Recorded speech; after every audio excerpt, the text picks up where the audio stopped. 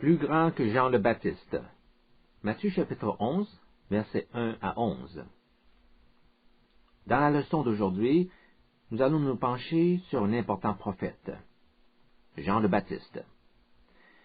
Nous avons beaucoup à apprendre du ministère et de la personnalité de ce grand homme.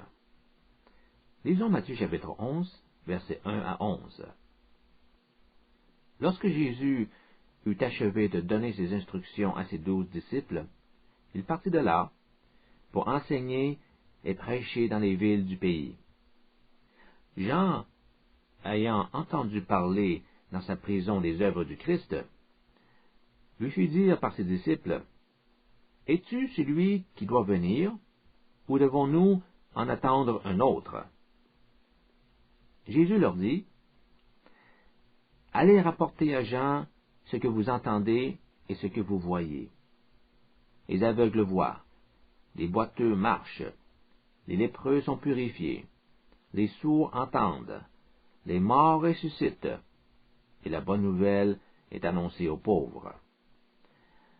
Heureux celui pour qui je ne serai pas une occasion de chute. » Comme ils en allaient, Jésus se mit à dire à la foule, au sujet de Jean, « Qu'êtes-vous allé voir au désert?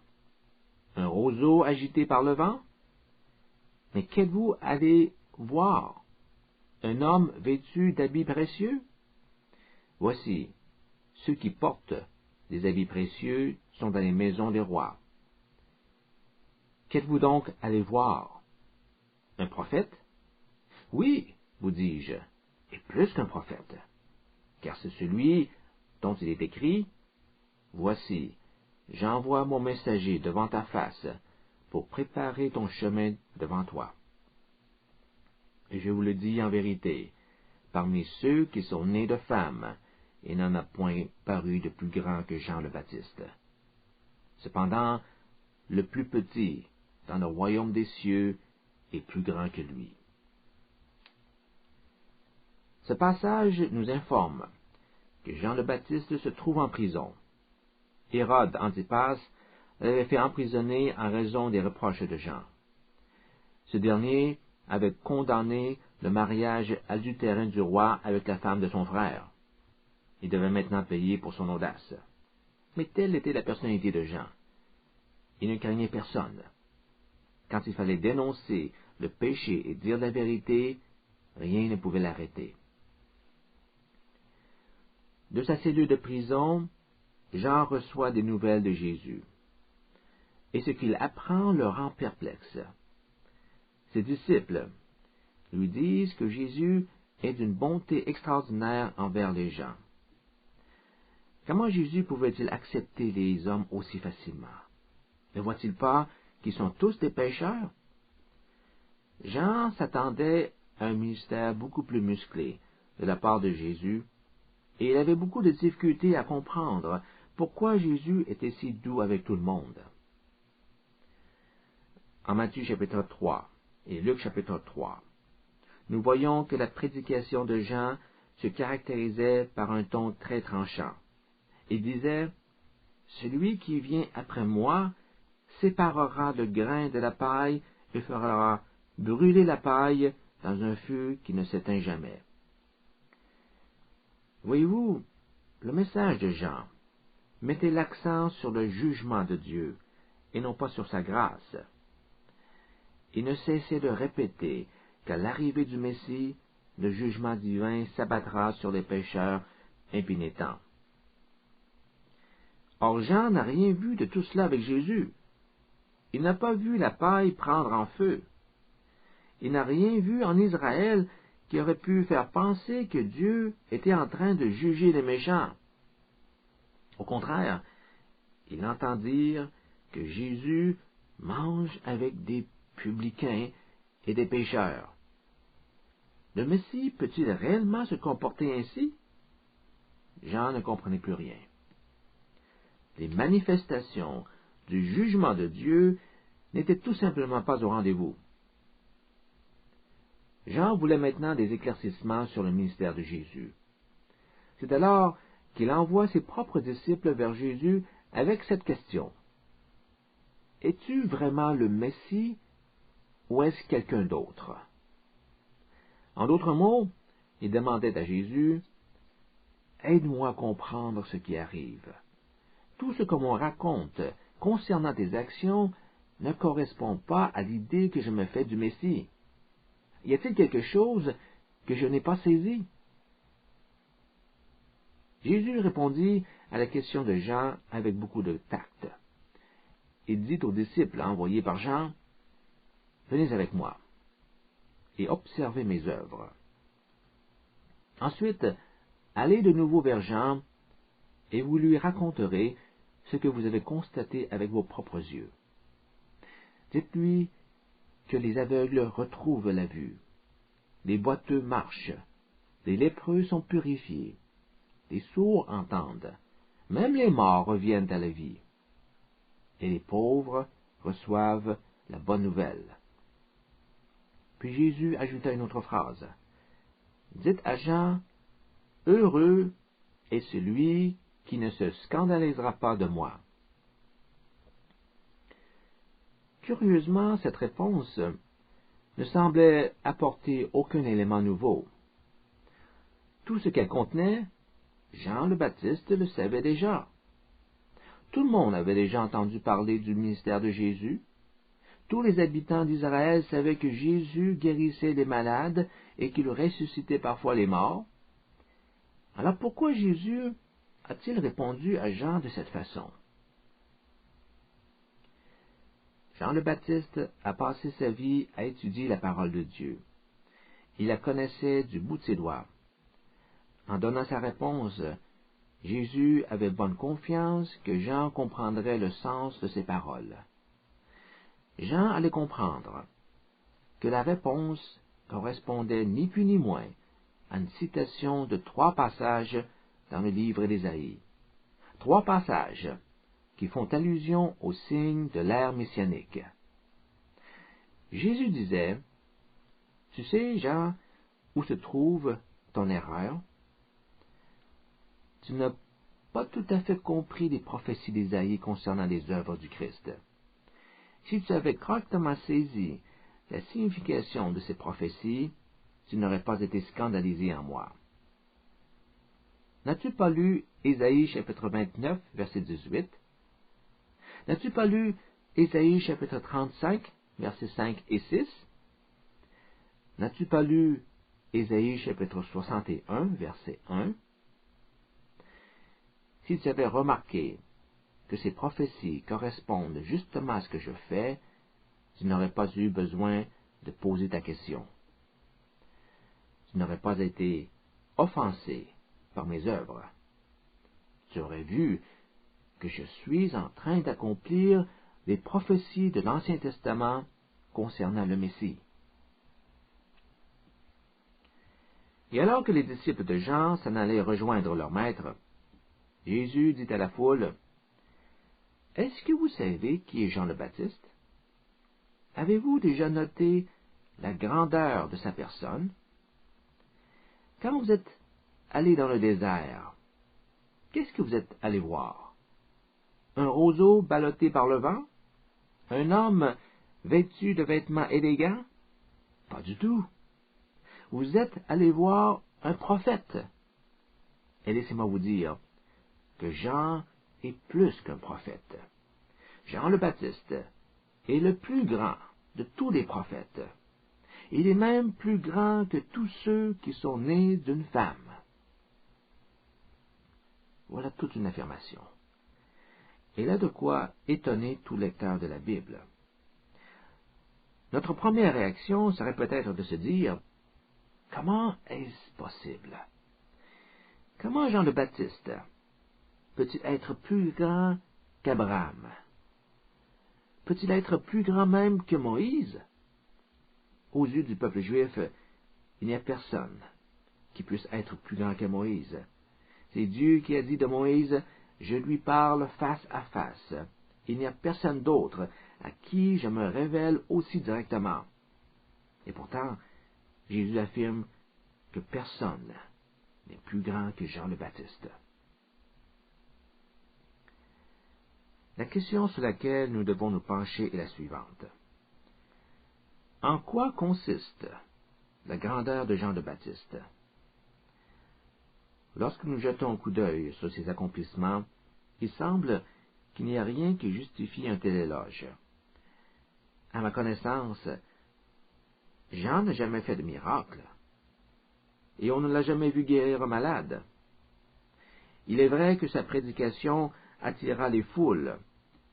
Il a ainsi pu baptiser des milliers de personnes sur les berges du Jourdain.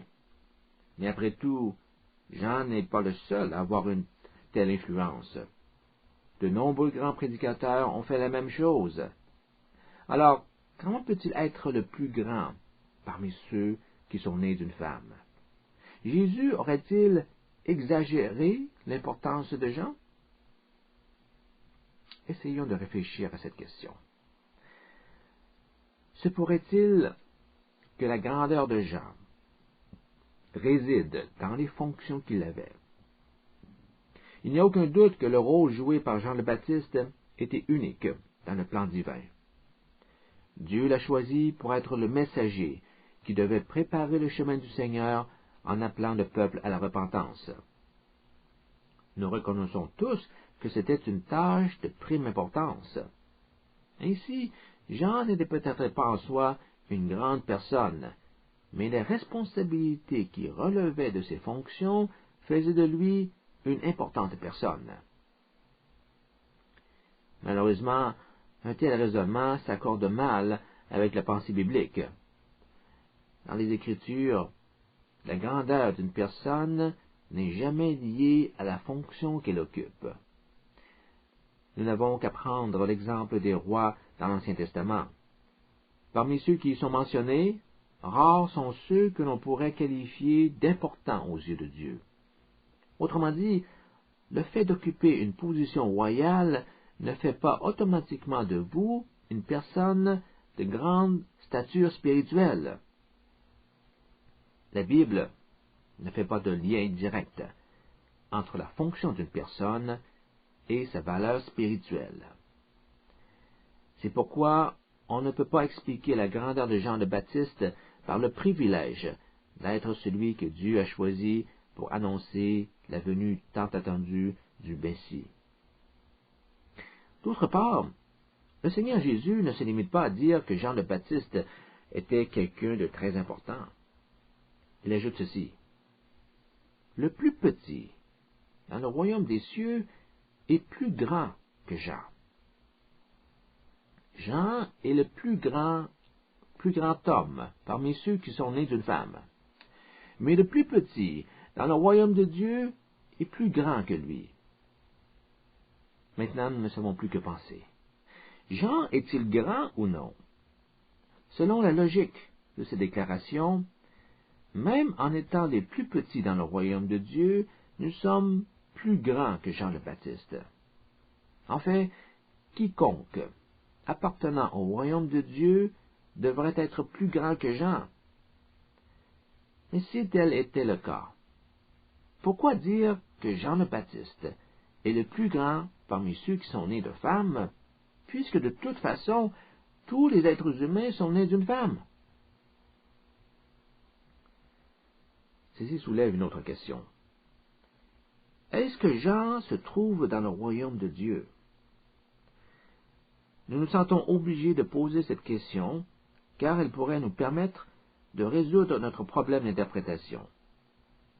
En effet, nous avons l'impression que la seule façon d'expliquer comment nous pouvons être plus grands que Jean, c'est de dire que nous, les croyants de l'ère chrétienne, sommes dans le royaume de Dieu, mais que Jean n'en fait pas partie.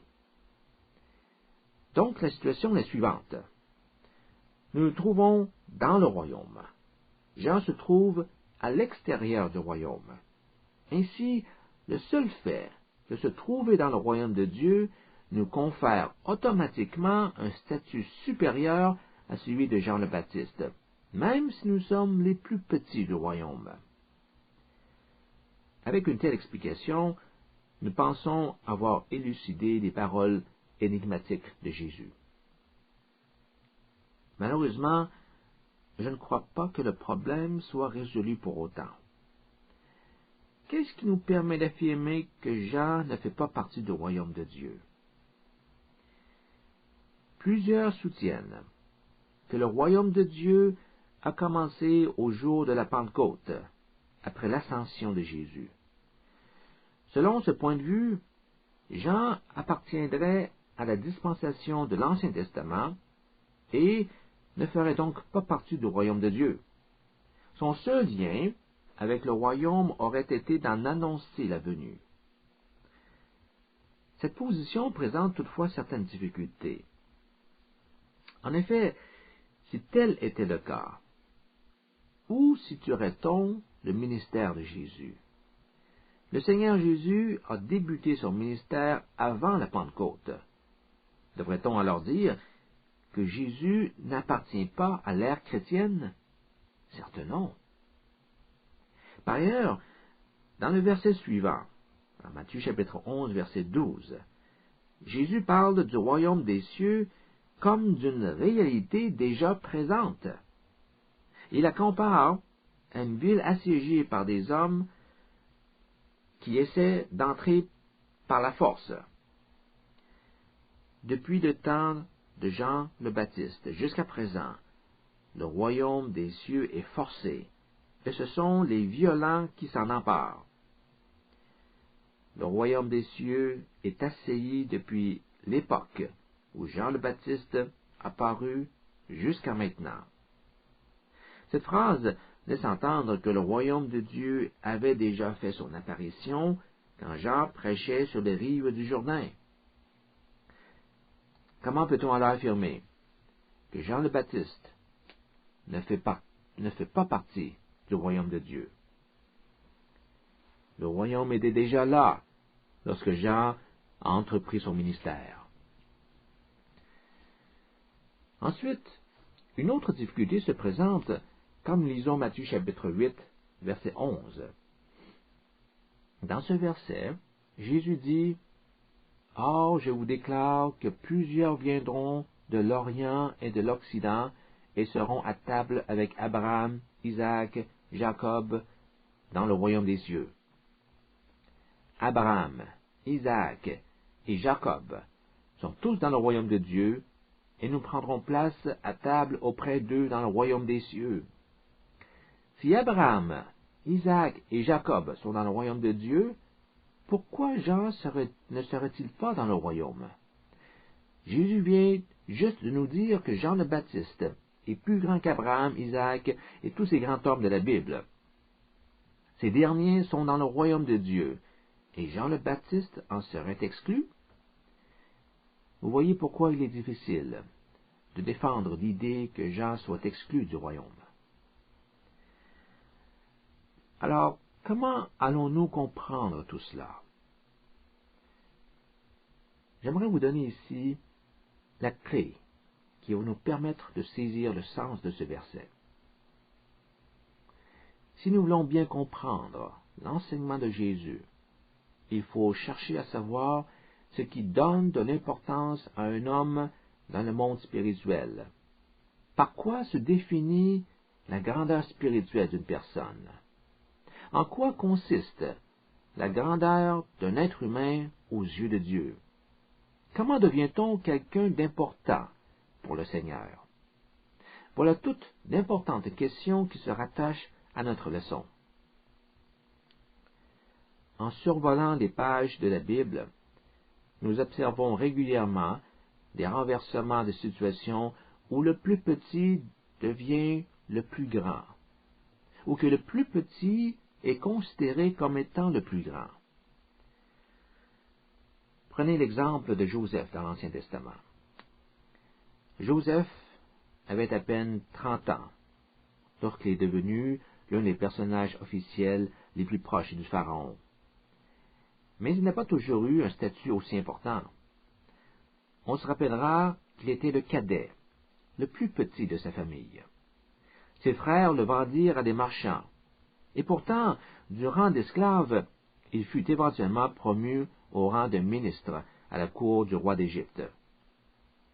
On peut penser aussi à l'exemple de Gédéon. Un jour, Dieu appela Gédéon à délivrer Israël. Et quelle fut sa réponse devant une mission aussi importante? Gédéon dit à Dieu, « Ah, mon Seigneur, avec quoi délivrerai-je Israël? Voici, ma famille est la plus pauvre en Manassé, et je suis le plus petit dans la maison de mon père. » Même si Gédéon était le plus jeune de la plus pauvre famille en Manassé, Dieu porta son choix sur lui. Les Écritures contiennent de nombreux exemples dans lesquels le Seigneur a choisi le moindre d'une famille, d'un clan ou d'une nation. Ceux que le monde traite avec indifférence, ceux qui vivent en marge de la société, ce sont ceux-là que Dieu recherche. Dieu n'est pas attiré par les nobles et les puissants. Il préfère porter ses regards sur ceux qui sont faibles, ceux qui sont doux et humbles de cœur. La grandeur d'un homme, du point de vue spirituel, ne dépend pas de ce qu'il accomplit dans sa vie. Elle est plutôt associée à la qualité de sa vie spirituelle. C'est ce qui compte pour Dieu. Nous évaluons la valeur de Jean le Baptiste avec la mentalité du monde lorsque nous nous disons « Comment Jean peut-il être si grand? Il n'a jamais guéri de malade, il n'a jamais fait de miracle. » Car une telle réflexion présuppose qu'on doit faire de grandes choses pour être vu comme un grand homme. Je le répète à nouveau. La grandeur de Jean ne repose pas sur les œuvres qu'il a pu accomplir. La grandeur de Jean le Baptiste est fondée sur la qualité de sa personne. Jean a dit à ceux qui s'interrogeaient sur son identité, « Ne me prenez pas pour le Messie. Je ne suis pas le Messie. Je ne suis même pas digne de lui dénouer la lanière de ses sandales. » Ces paroles ont été prononcées par un homme qui avait derrière lui une histoire exceptionnelle. La naissance de Jean avait été annoncée par un ange. Et il ne s'agissait pas de n'importe quel ange. Dieu envoya l'archange Gabriel, celui-là même qui annonça la naissance de Jésus. Jean provient d'une famille de sacrificateurs, l'une des fonctions les plus respectées en Israël. La Bible nous dit qu'il était rempli de l'Esprit Saint dès sa naissance. Dieu lui confia la mission de préparer le peuple d'Israël en vue de la venue du Messie. Avouons qu'avec une histoire aussi étonnante, il y a de quoi s'enfler la tête. Mais Jean ne tira pas vanité de son statut très particulier dans le plan divin. On ne peut qu'admirer son humilité quand il dit « Je ne me considère pas digne de délier les lacets du Messie. » Beaucoup de gens se demandaient s'il était le Messie, si attendu. Si tu n'es pas le Messie, qui donc es-tu? En réponse, Jean leur dit, je ne suis qu'une voix dans le désert, la voix qui appelle la nation à se repentir. Loin de se présenter comme un grand homme dans le but de s'attirer louange et admiration, Jean parla de lui comme d'une simple voix, destinée à être entendue seulement. Jean avait attiré l'attention de plusieurs quand il a commencé à exhorter la nation à se repentir. Des foules vinrent le voir et plusieurs se sont fait baptiser dans le Jourdain. Mais peu à peu, la popularité grandissante de Jésus fit en sorte que l'influence de Jean perdit de l'importance. Les disciples de Jean, ayant remarqué ce déclin, lui dirent, « Jésus baptise beaucoup plus de personnes que toi maintenant. Ton ministère est devenu moins important que le sien. Autrefois, toute la nation venait t'écouter. Ce n'est plus le cas maintenant. Des gens vont maintenant vers Jésus, parce que tu ne cesses de répéter qu'il est le Messie. » Et quelle fut la réponse de Jean? « Je suis content de ce qui arrive. » L'ami de l'époux est ravi de joie à la voix de l'époux. Telle est ma joie lorsque j'entends la voix de Jésus. Ma voix est complète, ma joie est complète quand j'entends dire que des foules vont à Jésus et croient en lui. Et puis, il prononça cette fameuse phrase, « Il faut qu'il croisse et que je diminue. » Jean chapitre 3, verset 30. Il faut que son influence sur le monde grandisse continuellement. Quant à moi, je dois me faire de plus en plus petit. Il faut que je m'efface. Voyez-vous l'humilité de cet homme? Je vous ferai aussi remarquer que l'humilité constitue l'un des principaux thèmes du 11e chapitre de Matthieu. En Matthieu chapitre 11, verset 19, nous lisons que Jésus entretenait des relations amicales avec les publicains et les pécheurs. Il était l'ami de ceux que la société rejette. Au verset 23, le Seigneur Jésus donne cet avertissement aux habitants de Capernaum. « Si vous croyez que vous serez élevés jusqu'au ciel, détrompez-vous. Vous serez abaissés jusqu'en enfer. » Au verset 25, Jésus compare ses disciples à des enfants, humbles et simples, et dit, « Je te loue, Père, de ce que tu as révélé ces choses aux enfants, à ceux qui sont tout petits. » Et finalement, au verset 29, Jésus dit, « Apprenez de moi, car je suis doux et humble de cœur. » Doux et humble de cœur. N'est-ce pas là un trait dominant de la personnalité de Jean? Il faut qu'il grandisse et que je diminue. Quelle humilité! C'est là qu'on voit la grandeur d'un homme. Rappelez-vous des paroles de Jésus en Luc chapitre 9, verset 48. « Car celui qui est le plus petit parmi vous, c'est celui-là qui est grand. Celui qui est petit, doux, humble, simple, celui-là sera grand. » Dans le royaume de Dieu, la grandeur d'une personne se mesure par son humilité. Nous pouvons maintenant mieux comprendre Jésus quand il déclare que le plus petit dans le royaume de Dieu est plus grand que Jean le Baptiste. Qui est le plus petit dans le royaume de Dieu? Jésus est le plus petit. Personne n'est plus humble que lui. Il s'est humilié au point de devenir le plus petit dans le royaume. Et c'est pourquoi il est le plus grand. Philippiens, chapitre 2, nous explique pourquoi le Christ est un exemple parfait d'humilité. Même s'il était l'égal de Dieu, Jésus est devenu homme parmi les hommes. En tant qu'homme, il a pris la condition d'esclave, de serviteur. En Marc chapitre 10, verset 45, il dit, « Le Fils de l'homme n'est pas venu pour être servi, mais plutôt pour se donner aux autres. » Il le démontra par un geste symbolique, prenant la place d'un esclave, et se mit alors à laver les pieds de ses disciples. Mais son humilité ne s'arrêta pas là. Il allait donner sa vie pour les sauver. Voyez-vous la progression de l'abaissement de Jésus? Même s'il était égal à Dieu, il n'a pas cherché à garder cette égalité à tout prix pour lui. Il s'est abaissé lui-même en devenant un homme. Et en tant qu'homme, il s'est fait serviteur. Puis, le serviteur est allé mourir sur une croix comme un criminel.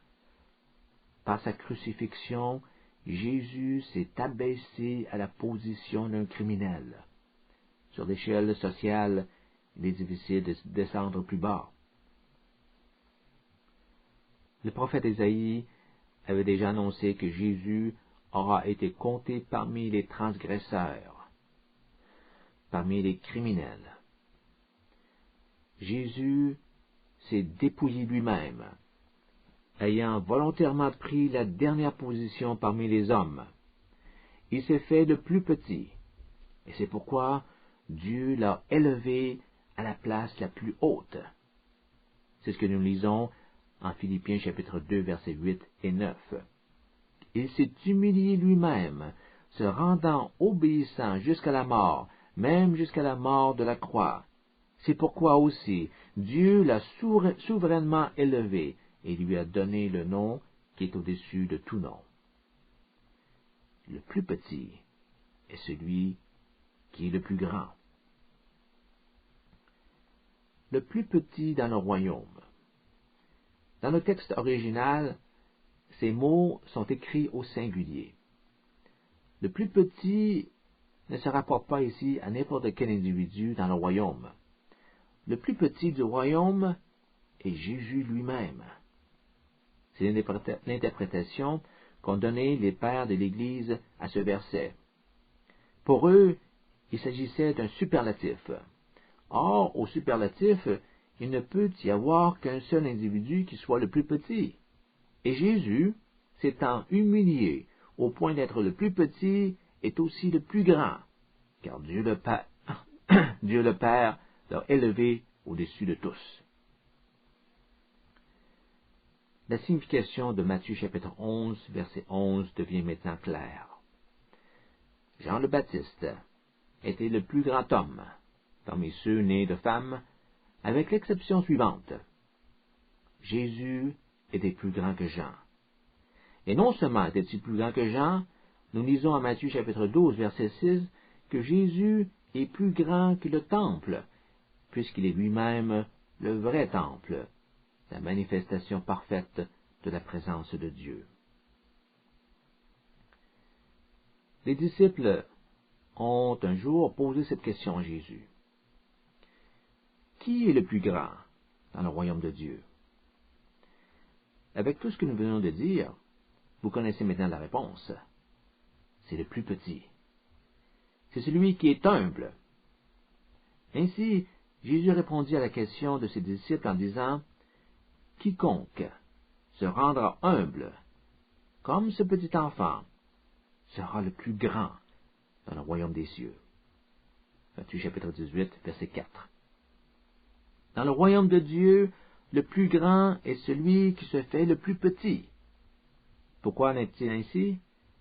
La raison est bien simple. Lorsque vous vous abaissez devant le Seigneur, Dieu vous relèvera grandement. Ainsi Jacques dit en Jacques chapitre 4, verset 10, « Humiliez-vous devant le Seigneur, et il vous élèvera. » Ceci est le point de départ de tous les grands du royaume de Dieu.